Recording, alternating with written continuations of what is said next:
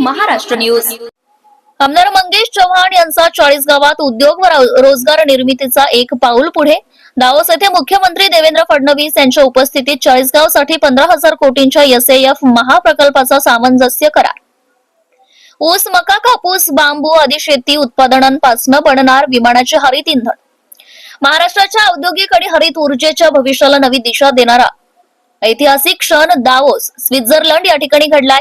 जागतिक आर्थिक परिषद 2026च्या पार्श्वभूमीवर मुख्यमंत्री माननीय देवेंद्रजी फडणवीस यांच्या नेतृत्वाखाली महाराष्ट्रात मोठ्या प्रमाणावर गुंतवणूक करार झाला असून महाराष्ट्र शासनाने SAF प्रकल्पासाठी अमेरिका स्थित सॅन फ्रान्सिस्को येथील ऍक्च्युअल HQ या कंपनीशी 40 गाव तालुक्यात सुमारे 15,000 कोटी रुपयांच्या सस्टेनेबल एव्हिएशन फ्युएल SAF प्रकल्पाचा सामंजस्य करार करण्यात आला।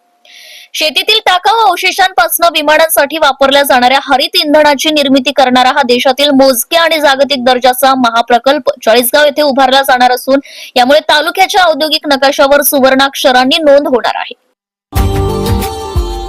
Subscribe now and press the bell icon. Never miss an update.